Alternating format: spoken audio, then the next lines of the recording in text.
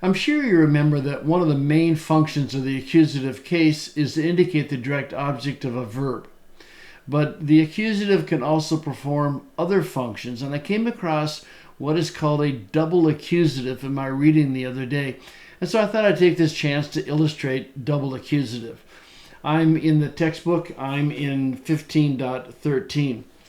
A double accusative just means that there are certain verbs that are going to require two words in the accusative in order to really make sense. And the double accusative breaks down into two categories. The first category is person thing.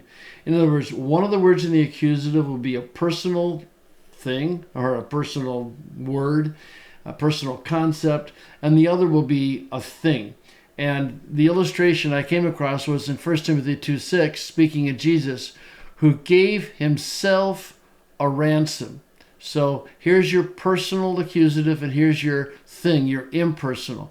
And you'll notice that except for the NRSV, they all had to add in a word, who gave himself as a ransom. That's fine.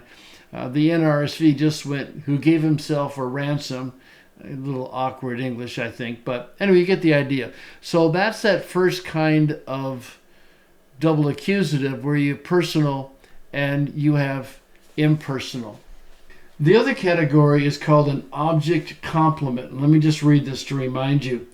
This means that one word will be the direct object and the second will predicate. In other words, you got to get a verb in there.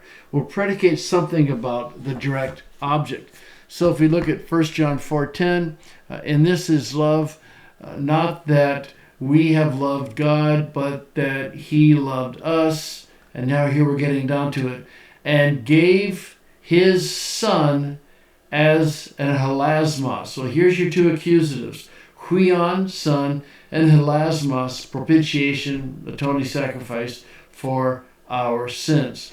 So here you have the first of the two accusatives, but the only way to really make sense is you got to get hilasmos into the predicate.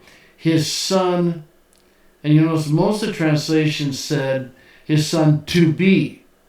NASB, ESV, CSB, NRSV all say to be. So there's your verb that puts the atoning sacrifice, hilasmos, into the predicate. There's different ways, of course, you can do this. NIV says, sent his son as an atoning sacrifice. But in either case, what you have is that you have two words. It's not that he just sent his son. He didn't just send a hilasmos, a propitiation. He sent his son to be our hilasmos, our propitiation, our atoning sacrifice. So by way of quick review, that's your double accusative and the two different kinds of double accusatives that there are. Feel free to add in words, especially verbs for the object complement, if that's what's needed to make sense.